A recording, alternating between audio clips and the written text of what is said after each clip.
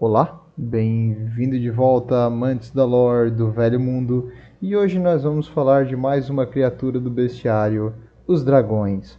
Os dragões já habitavam o planeta antes dos antigos chegarem das estrelas, e eles até contam histórias dessa época, que eles viram os antigos trabalhar e mudar o mundo.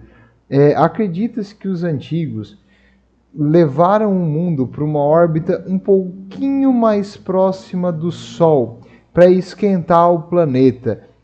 E as criaturas que existiam naquela era do gelo, que seriam os dragão-ogro, os gigantes, os dragões, que eram enormes naquela época, foram com o tempo reduzindo de tamanho por várias pressões evolutivas. E muito provável isso aconteceu por causa da influência dos antigos. E as criaturas mais antigas do mundo também foram tocadas pela magia, porque antes dos antigos construírem os portais para impedir que a magia do imaterial entrasse no mundo, existia uma certa influência constante caótica no planeta, e por isso que essas criaturas, além do tamanho desproporcional, também têm habilidades consideradas quase não naturais.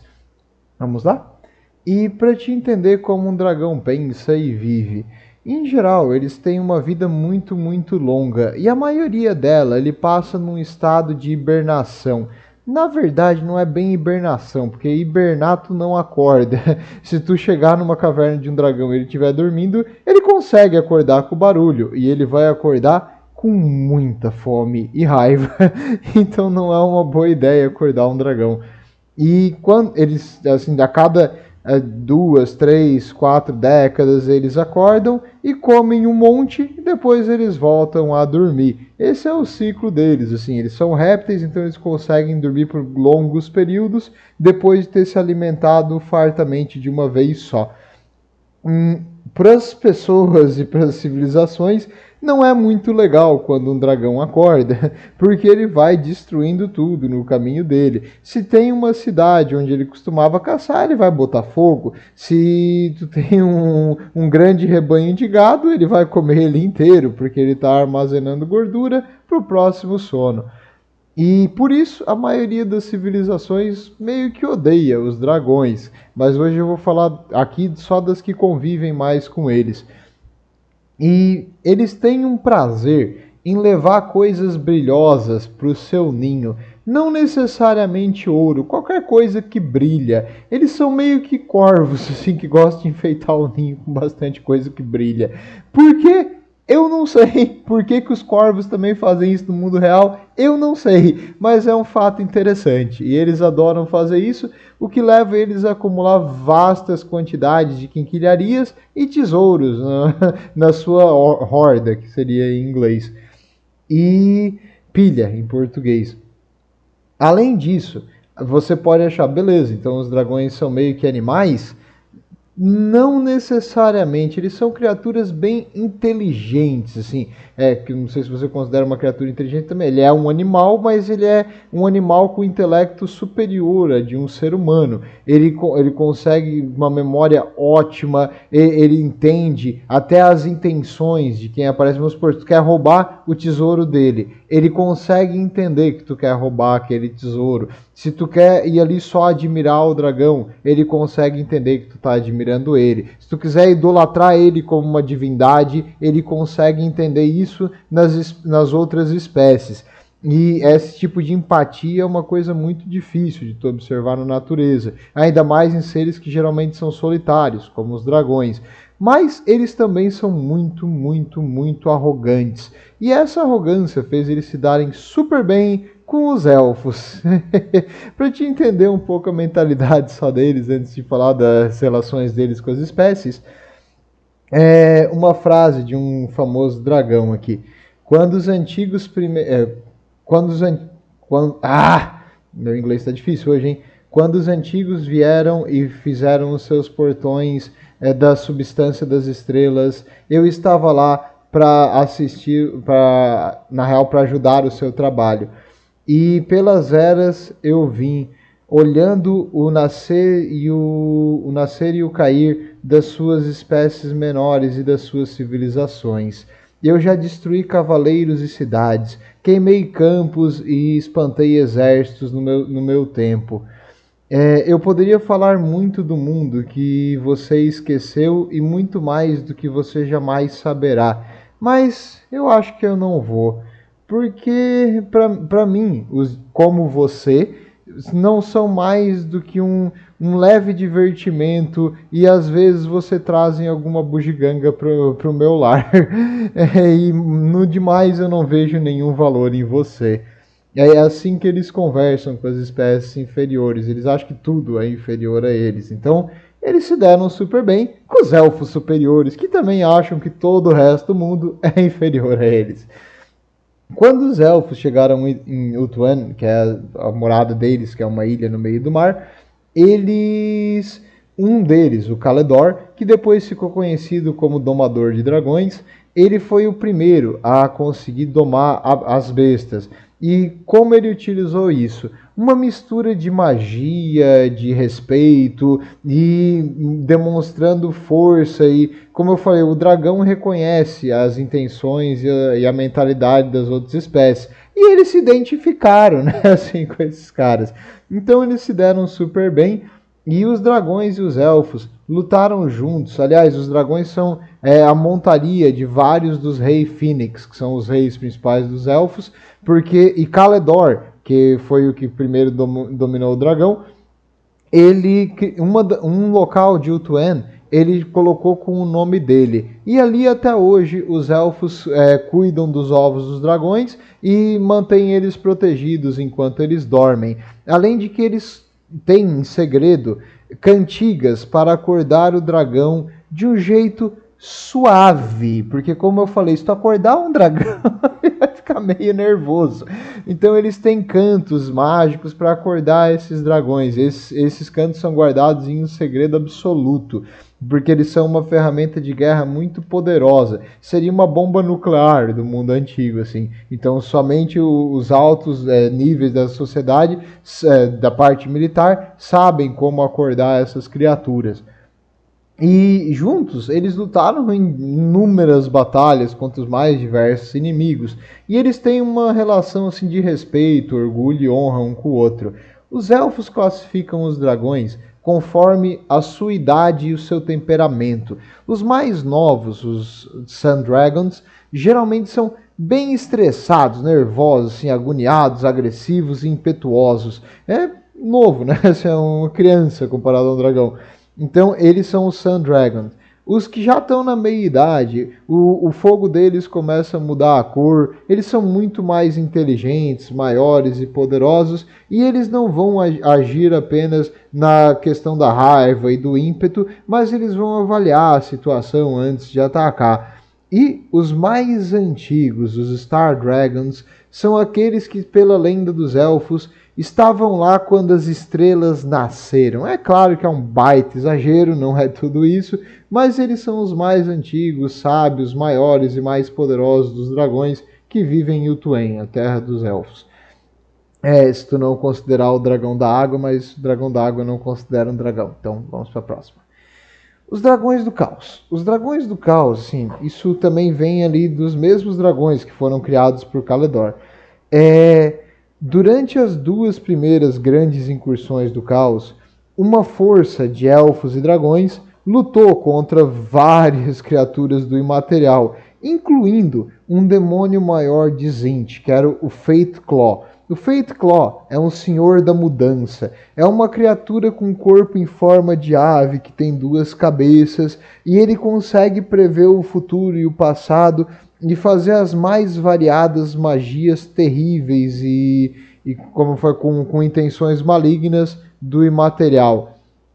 E quando no meio dessa batalha árdua, um dos dragões das forças de Caledor, o Galrat, o dragão dourado, ele estava sendo montado por um príncipe dragão. O que é um príncipe dragão? Quem nasce em Caledor, assim, é nobre ali, ele demonstra grandes habilidades, vai receber um dragão e ele vai montar no dragão. Antigamente, todos os príncipes dragões andavam em dragões, mas depois de uma grande mortalidade nesses conflitos contra o caos e outras causas que eu vou falar um pouco depois, os dragões hoje têm um número bem reduzido. Então, atualmente, os príncipes dragões cavalgam cavalos, assim, e alguns ainda têm um dragão, mas só os mais assim diferenciados, que seriam quase que heróis dos elfos, não os mais básicos. Os mais básicos andam a cavalo. E quando esse dragão dourado atacou aquela criatura de Zint, a criatura não se defendeu. Eu não falei, mas esse senhor da mudança matou o Leafirn com um ataque mágico. E aí o dragão, vendo o seu... É porque os dragões e os seus cavaleiros têm uma relação assim de respeito. E é como se tu perdesse o teu amigo de infância, assim, por um vagabundo. Maldita criatura horrível. E aí tu vai querer lutar contra essa coisa horrível ali naquela hora, sem nem pensar. Foi o que o dragão fez. Vendo o seu companheiro morrer, ele atacou o grande demônio do Zint e nem pensou duas vezes e engoliu a cabeça dele com uma bocada. E o demônio não fez nada. Ele ficou parado, sorrindo, esperando a morte. Quando a cabeça foi arrancada do seu corpo, uma aura esquisita começou a cercar o corpo do Galrat. E ele voou para os céus.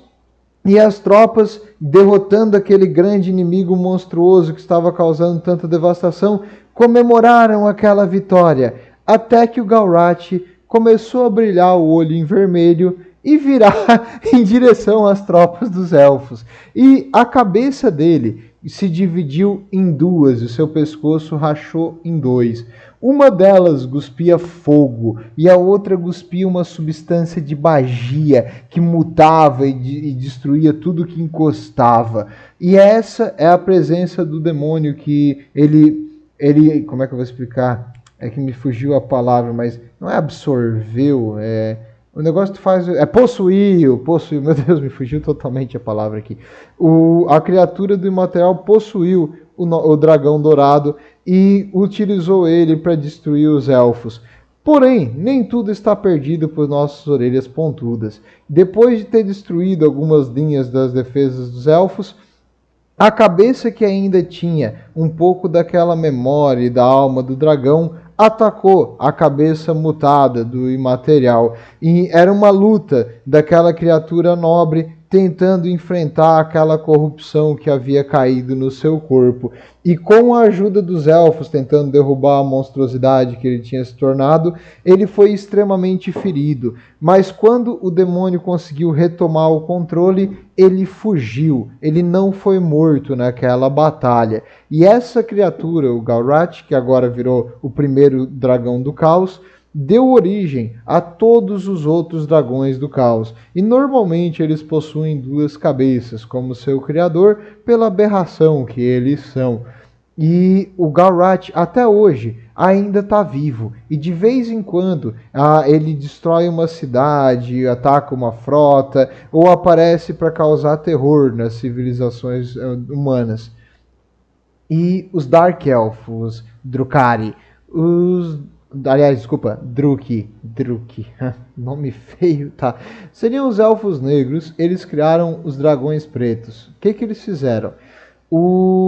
Quando eles foram expulsos de Ulthuan, os agentes de Malakith, as Shades, que seriam as sombras, roubaram vários ovos de dragão de Caledor.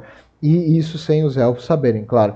E eles conseguiram levar esses ovos para o seu príncipe, o Malakith, que o Malakith é o príncipe que quer ser o rei Fênix e ele assassinou o rei anterior. Se você não viu o vídeo disso, recomendo ver eles na sequência para entender a história melhor.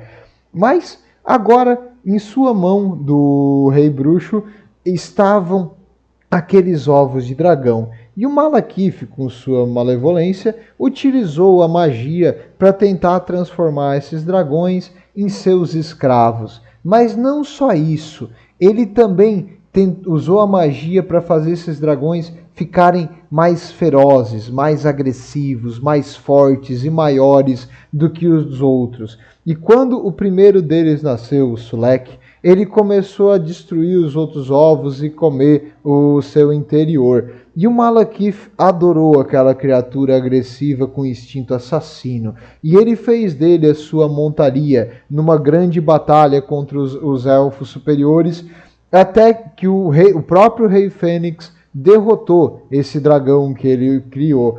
Mas ele já tinha colocado ovos, e esses ovos, até hoje, os filhos desse primeiro dragão preto, são utilizados em batalha pelos Druki. Essa palavra me trava a língua, é Drukai, Drukai. Eu não gosto de elfos, eu já falei, eu aprenderia a falar não, mas eu não aprendo uma palavra em elfo. E o Império. Acredite ou não, no Império Humano existe um zoológico que tem várias criaturas do mundo inteiro. E uma dessas criaturas é um dragão. Então, compre já seu ingresso, veja o dragão. Ele adora aquela adoração das pessoas, ele adora a comida que eles trazem para ele, e ele adora que os humanos dão para ele um monte de presentes e quinquilharias que ele faz uma pilha enorme embaixo dele para dormir em cima. Então, ele fica super feliz ali no zoológico. Ele tá preso a uma jaula? Não. Ele pode sair a qualquer momento. E de vez em quando ele estica as asas. Mas ele não sai muito, porque, como eu falei, a maior parte do tempo o dragão dorme. Não sei se você já foi no zoológico querer ver um leão. É a mesma coisa. Tu vai chegar lá, eles estão dormindo. E alguns imperadores da história do Império já cavalgaram nele. Mas se ele não acha que o imperador é digno de cavalgar nele, ele come. Então muitos nunca tentaram. É bem prudente essa decisão aí de nunca tentar cavalgar nesse monstro. Mas algumas vezes ele já participou das batalhas, e o Carl Franks, na verdade, é um dos que conseguiu já cavalgar nesse dragão. E se fala cavalgar em dragão, tá? Acho que sim. Mas no jogo, no Total War Warhammer, ele não tem essa montaria. Isso é uma coisa errada, ele devia ter um dragão também. Mas tudo bem. E os anões? Os anões, sim. Os anões sabem como lidar com o dragão. Para os anões, eles detestam todas aquelas criaturas malditas com escamas que voam e gospem fogo. Então eles, desde a sua origem, detestam os dragões. Primeiro porque os dragões querem roubar o seu ouro. Então todo mundo sabe que o ouro pertenceu aos anões, que com seu suor tiraram ele da terra. E os dragões maleficamente roubaram as Caraques, invadiram as suas fortalezas, mataram inocentes anões, queimaram lindas barbas para roubar os tesouros. E isso vai ficar para sempre no livro dos rancores.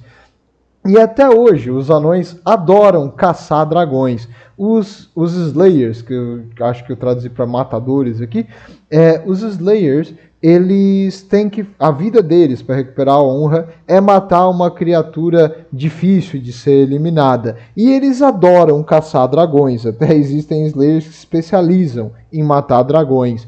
E os anões desenvolveram vários tipos de armas e táticas contra essas monstruosidades.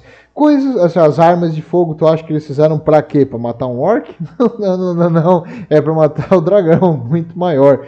Além das armas de fogo, as armas rúnicas dos dragões, algumas são específicas para matar dragões. No jogo de mesa, um machado que tem essa runa de matar dragões, se ele causa dano, ele vai fazer 3 feridas no dragão. E as feridas não tem como tu se defender com armadura, ward save, outras coisas. Não adianta. É muito poderoso essa runa para matar dragões. Só que, claro, tu tem que chegar perto do bicho.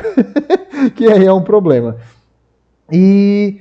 Os anões também, eles sabem como a mente dos dragões funcionam. E já aconteceu na história deles utilizarem um dragão para atacar os Pele Verde. E aí o dragão queimou as tribos de Pele Verde, atacou eles, e os anões ficaram rindo das colinas escondidas, depois de ter atiçado o dragão dentro da caverna e fugido para contar a história depois. Então, eles sabem como lidar. Se você quer eliminar um dragão, pergunte para um anão. E depois que você mata ele, também pegue as receitas deles, porque o ensopado de dragão dos anões é uma delícia, porque a carne do dragão é dura e cheia de gordura. Então ela ensopadinha, ela fica macia, aquela gordura dá um sabor que só um anão sabe apreciar, com um bom ale e um queijo de sobremesa. Esses caras são muito bons. Além de que eles também não desperdiçam o resto do dragão, né? Eles fazem armaduras e capas com as escamas do bicho, e eles têm vários tipos de troféu, assim, para enfeitar os seus halls com os crânios dos dragões. Eles fazem amuletos com os dentes, e as histórias de uma caçada bem sucedida dessa aí, tu vai contar por gerações e gerações de barbas longas. E existem alguns dragões, aliás, todo dragão é raro, né, para você entender. Porque como eu falei, hoje em dia os seus números foram reduzidos e muito. Porque as civilizações menores para os dragões caçaram eles até quase a extinção. Porque é um perigo tu deixar uma criatura dessa perto de uma cidade. Então é muito mais fácil tu juntar um exército e tentar eliminar ele. E o dragão é forte, mas não é dois. Um exército bem treinado e disciplinado consegue derrotar eles sozinhos e isolados. E apesar de todos os dragões, isso vai ser difícil de ver um velho mundo, ainda bem, existem alguns que são raros ainda entre os dragões. Os dragões carmim são dragões que, quando eles estavam dentro do ovo, eles absorveram energia ametista, da escola ametista, que é da morte. Essa magia permite que eles utilizem a magia da morte no seu bafo. Eles não jogam fogo, eles jogam o vento da morte. E esses dragões são terríveis, e eles costumam procurar locais onde várias pessoas ou qualquer coisa morreu em grande quantidade, cidades destruídas em ruínas, um antigo campo de batalha, esse tipo, uma caraque que foi desolada e tudo que estava dentro morreu. Esse é o lar dos dragões Carmine. Ainda bem, eles são muito raros. Os dragões da floresta, eles vivem exclusivos em Afeloren. Afeloren é a terra dos elfos da floresta e a casa do Carvalho das Eras. Eu vou precisar falar dos elfos da floresta, tinha esquecido deles até agora, como eu falei, elfos não é meu forte, mas eu vou falar dele. Dos elfos, eles são os mais legais. Quando os anões caçaram os elfos, alguns, se lembra lá naquelas guerras entre os elfos e os anões, a Guerra da Vingança ou a Guerra das Barbas, alguns elfos procuraram abrigo na floresta mágica de Afeloren. E a floresta não gosta muito dos anões porque eles tendem a cortar madeira para alimentar a fogueira. Então, a floresta protegeu os elfos dos anões e ofereceu para eles abrigo ali dentro. E esses elfos agora são bem diferentes, tanto dos elfos superiores quanto dos Dark Elves. E ali, além dos elfos, alguns dragões também buscaram refúgio. E quando um dragão fica num ambiente, ele começa a mudar conforme o seu ambiente. E principalmente para gerações futuras, mas o próprio dragão adulto também consegue mudar algumas características. E hoje os dragões que vivem na floresta são quase que um com a floresta. Quando ela está ameaçada ou atacada, eles acordam para defendê-la conforme a própria floresta acha necessário. As criaturas em Afeloren são ligadas por uma conexão maior, assim, material. Então, quando a floresta está sob ameaça, ele acorda os seus defensores para protegê-la. E seria um avatar, se tu viu aquele avatar, não o legal do Aang, o avatar tipo dos bichinhos azul, é isso aí. E os dragões da tempestade. Os dragões da tempestade são raramente vistos, mas há a história de que eles cruzam o céu soltando raios, e eles podem se alimentar dos raios, eu não sei, porque eles são bem reclusos e quase não aparecem muito para civilizações que escrevem, então a gente não tem muitas fontes sobre eles, mas as histórias deles sobrevoando nas nuvens de tempestade foram contadas por várias espécies em várias eras, então eles existem, só que a gente não sabe exatamente os seus hábitos. E existe uma subespécie de imperador, que são os imperadores dragão. O que é um dragão imperador? ele é maior, muito mais agressivo e violento que os outros. E esses dragões, eles aprenderam magia. Como eles sabem fazer magia, eu não sei, mas eles conseguem utilizar vários tipos de rituais e magias.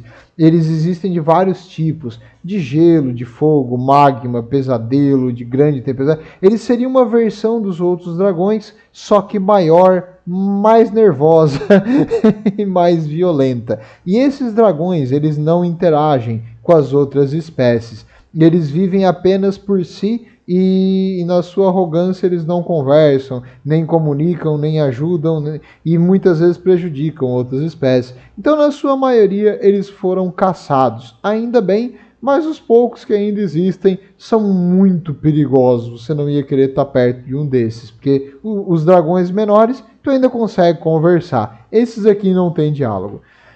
E por último, você que é amante dos mortos-vivos, estava aí se coçando, existem também dragões mortos-vivos. Os dragões mortos-vivos, eles são reanimados por necromancers. Os necromancers seriam os magos que conseguem reviver. É uma mistura da magia de Nerrekara aperfeiçoada por Nagash. E essa magia consegue fazer com que os corpos das criaturas mortas sejam os seus fantoches. Então tu consegue utilizar corpos de soldados mortos, esqueletos, coisas, para lutar por ti. Só que isso demanda que tu mantenha uma conexão mágica com aquela criatura. Se tu botar muita magia, a criatura, os ossos, o corpo, explode, pega fogo, não funciona. Se tu botar muito pouco, ela cai no chão e se despedaça. Então tu precisa botar a quantidade certa. Isso exige anos de treinamento e tem que ser um necromancer muito poderoso e muito sábio nas artes da reanimação dos corpos, para poder criar um desses monstros maiores.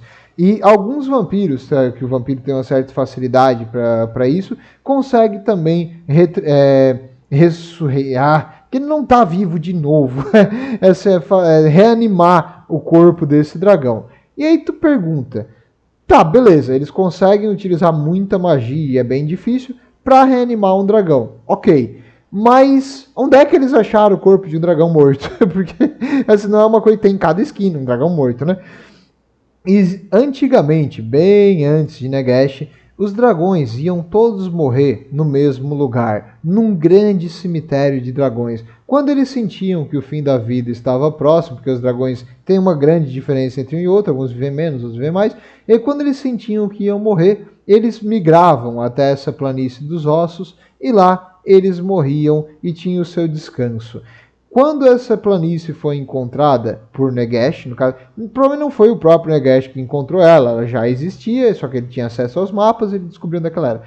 E ele conseguiu reanimar o primeiro dragão. Então, depois disso, vários necromantes e aspirantes a vampiro tentam refazer essa façanha de Nagash e utilizar um desses. Só que é bem difícil tu manter ele em pé por muito tempo. Como eu falei, reanimar um corpo desse tamanho, com essa força, é muito complicado e vai esgotar a maior parte da magia de quem está fazendo isso.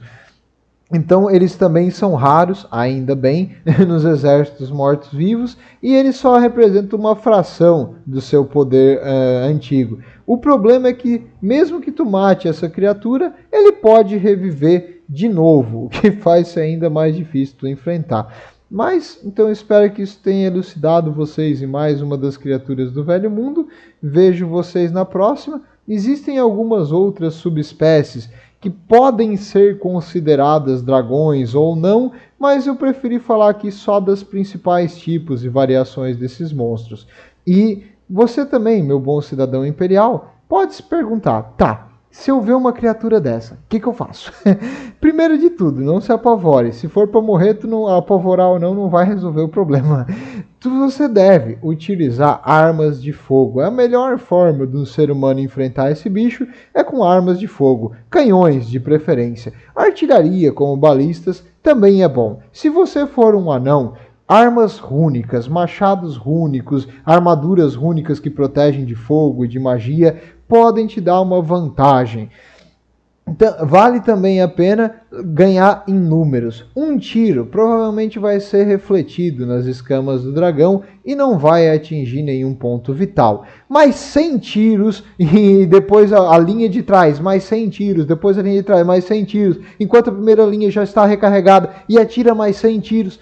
Isso vai matar o dragão. Então, assim, ó, calma, precisão, armas de fogo é a solução para todos os problemas da vida. É a melhor solução? Provavelmente não, mas não deixa de ser uma solução. Essa foi a palavra de sabedoria de hoje. Tudo de bom, meus amigos. Estejam com Sigmar, mantenham suas armas anti-dragão em mãos e vejo vocês na próxima.